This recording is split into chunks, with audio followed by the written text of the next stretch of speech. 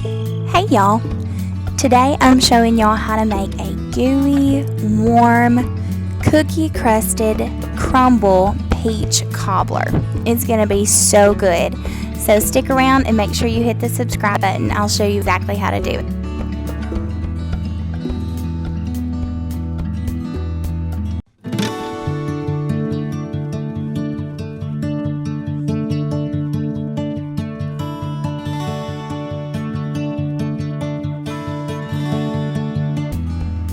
So I've been having a major cobbler craving, and I've just had cobbler on the mind ever since our blackberry bush outside the window at our house has started bearing.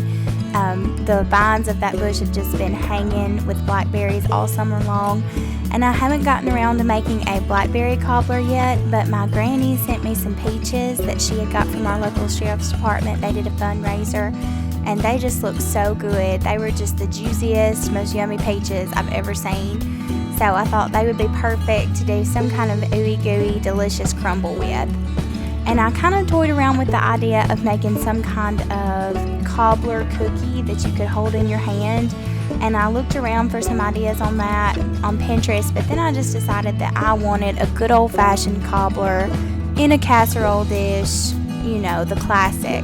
So I did a little searching on Pinterest and Google and found that a lot of people actually use what's essentially a sugar cookie dough on top of their cobbler to make almost like a cross between a cobbler and a crumble. And so that kind of got me inspired and got me thinking that I could just use my sugar cookie recipe that I use for my regular cookies that I make every week and kind of adapt that for a cobbler recipe. I'd recently watched the movie The Help, so y'all are about to see some Crisco. That's one of the big things in that movie. They use vegetable shortening for everything, and it got Crisco on the brain. And I was thinking, I've got to have a way to make this cobbler stand up in the oven. And I was worried that with all that butter, it would get burned on the top and around the edges before it was ready, before the cookie dough was completely cooked in the center. So I added some Crisco to that dough, and you'll see here in just a second exactly what that's going to look like. I'm just peeling these peaches. I prefer to have mine peeled. There were just a few with a couple little spots in them, so I went ahead and took that out, and I'm just slicing those lengthwise after I take the core out of the center.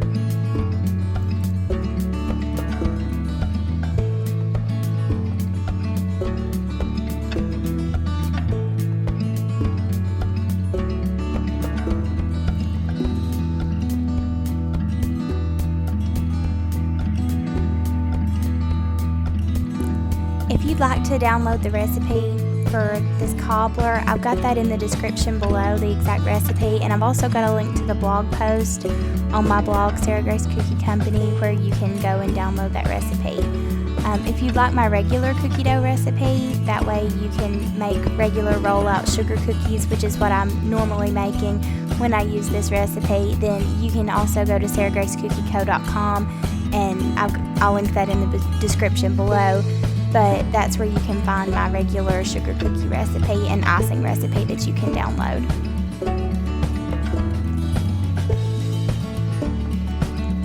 Okay, now that those are all sliced, I put those in a small casserole dish. You probably could stand to use just a little bit bigger one. I used a smaller one because it was pink.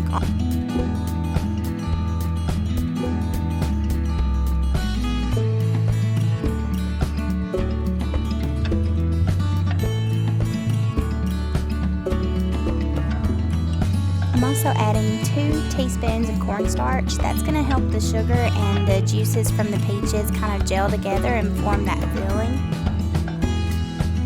And I'm also adding just a little bit of vanilla, about a teaspoon. I think of vanilla kind of like the salt of baking. You know when you're cooking something savory and you season every layer, like you add your onions and you season them with salt and pepper. You add your meat and you season it with salt and pepper. I kind of think of vanilla like that for baking. I like to have it in every layer of what I'm doing, and it just adds a little bit of an extra punch and takes it up to the next level of baking. Now I'm going to set these to the side after I've stirred them together and let them kind of get working, get to know each other while I mix up the dry ingredients.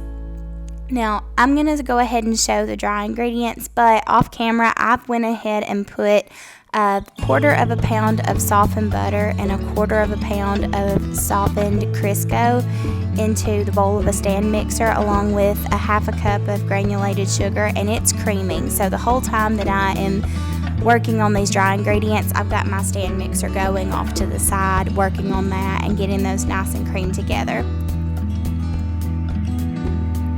I'm adding 4 cups of all-purpose flour into my sifter. I can only fit 3 in at a time, so I have to do the 4th cup after I sift the first 3.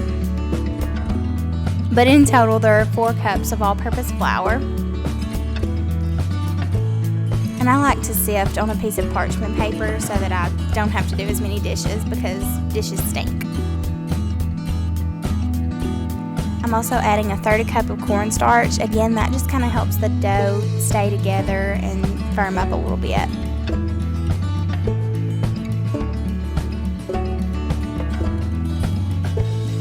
And last, we're adding a teaspoon of salt. Just like any other food, you gotta season your baked goods. It brings out the sweetness and just makes it so much better.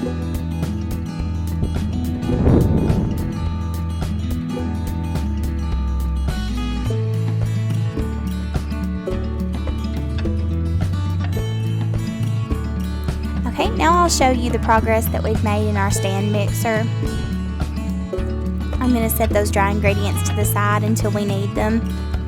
But that's that butter, vegetable shortening, and sugar all creaming together, and they've been working for a while in the bowl of that stand mixer. I've scraped down the sides at first just to make sure that it was all coming together nicely. And when you hear the term creaming butter and sugar together, that's not just talking about mixing them for a minute so that they get incorporated. The goal of creaming is to make those sugar crystals aerate the fat that you have in the bowl of your mixer, and that's what gives it that lighter, creamy color and consistency. That's what makes a really good cookie dough. It makes it really soft and not as like a crumbly bite kind of cookie. Creaming your butter and sugar for as long as you can is really key to any good cookie dough. I also added a tablespoon of brown sugar just because I love the caramel flavor that it gives it. It just makes it a little bit warmer, and it goes really well with the spice of that cinnamon that we're about to add.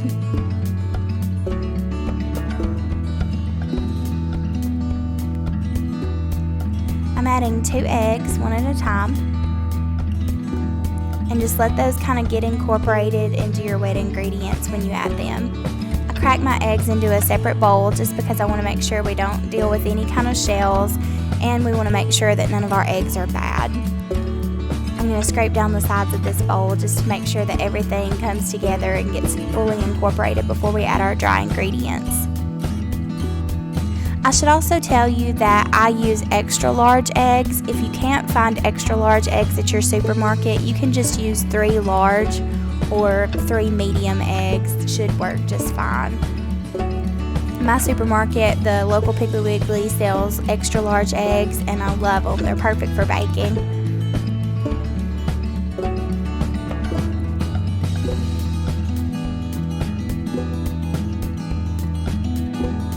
Next, we're going to add in just a little bit of vanilla. I like to add just a good squirt of it. I know that's not very technical, but it works. I usually eyeball the vanilla because it's really hard to get too much vanilla. And I'm just making this for my family, so I taste test to make sure everything's coming along okay.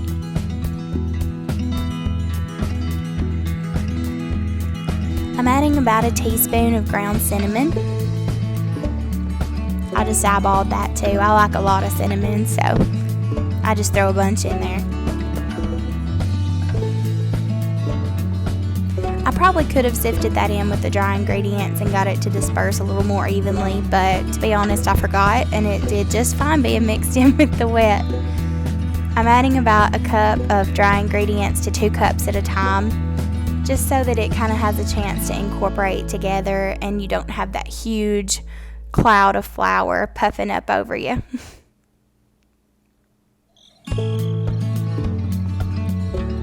So I'm going to add all my dry ingredients at 1 to 2 cups at a time until they're all fully incorporated. And then we're going to get ready to scoop this dough out onto the top of our peach filling that we've already made. And if you look there in the top right corner of your screen, you can see those peaches are getting so juicy and that filling's really coming together. It didn't take long at all for those to really get to work.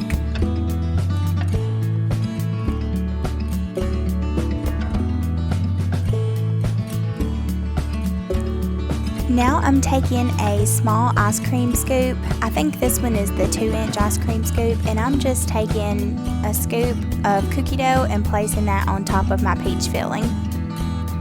And I didn't worry about scraping off the top so that it was perfect or anything. I just plopped it in there. We're going for a rustic look with this, and I think it even adds a little bit more of a homemade look and makes it look really pretty when those kind of jaggedy edges get brown and golden in the oven. It's just so pretty. And once we add that crumble topping on top, that's going to just look so gorgeous in between each of those little plops of dough. Now I'm also adding some butter on top of the peaches. I should have probably added that before I started with the dough, but I just wanted to make sure that the peaches got plenty of butter on them as they were cooking.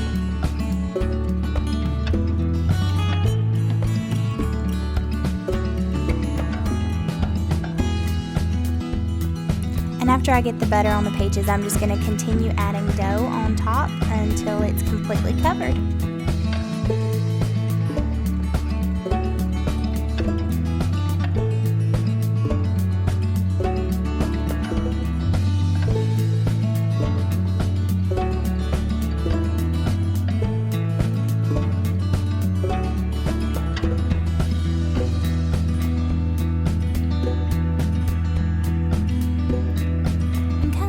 It in with my fingers just to make it sit down on the peaches a little bit more evenly. Again, I'm making this for my family, so I wasn't stressing about touching it too much with my hands.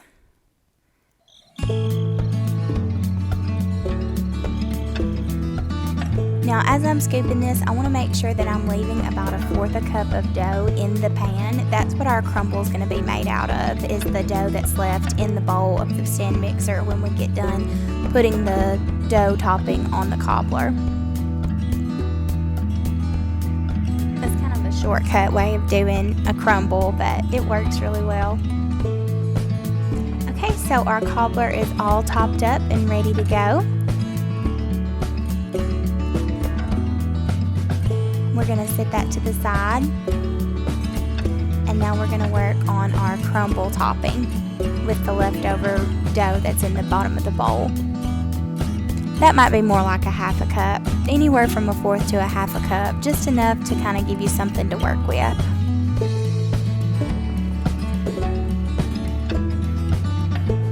Now I'm adding about 1/2 stick of butter, cold, cut into pieces into the bowl of that mixer.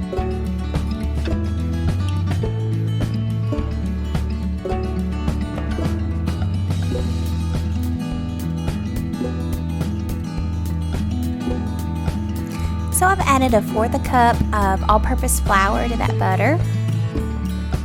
That's going to help dry out the top of the crumble. It's going to kind of help it make that nice crunchy taste with the flour. Also 1/4 cup of granulated sugar and 3 tablespoons of light brown sugar. And I've kind of packed it into those tablespoons, but don't stress too much about exact measurements with this crumble topping. It's really only there to kind of crisp up and make that crunch on top. It's not really that important to the structure of the dough or how it turns out, really. I had a little helper come and join me on the counter here. I just couldn't edit that part out. Those little toes are so sweet.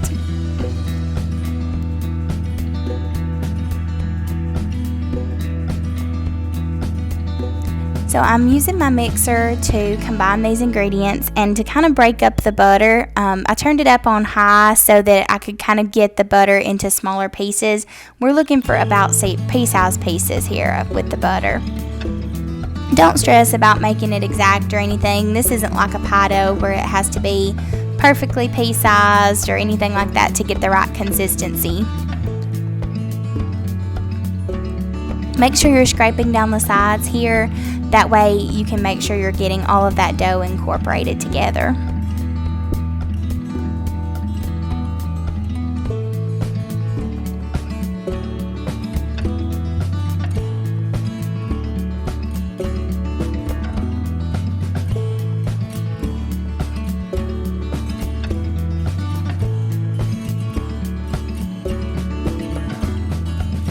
I'm adding a bit of cinnamon here at the end. I like a lot of cinnamon, and so does my family, but you can just add however much your family likes. If they don't like as much spice in theirs, as much of that cinnamon taste, then just don't add as much. Cinnamon's kind of like a seasoning. You can season to taste with this. So we're just taking that crumble topping that we made and spooning it over the top of the dough that we've already got on top of the peaches. And there should be enough of this crumble to make a nice thick even layer across the top.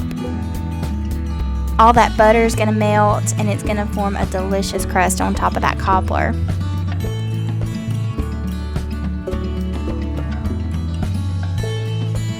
After we get this all done, we're going to cover this with aluminum foil and we're going to place it in our oven at 375 degrees Fahrenheit for 15 minutes covered.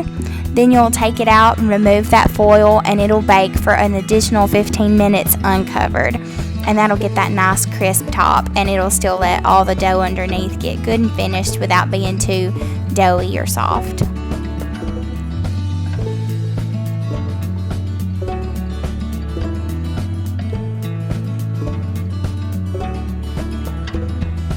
And once you pull it out of the oven, it'll be crispy and warm and delicious. Thank y'all so much for watching today. I really appreciate it, and I'd love it if you'd subscribed and liked this video.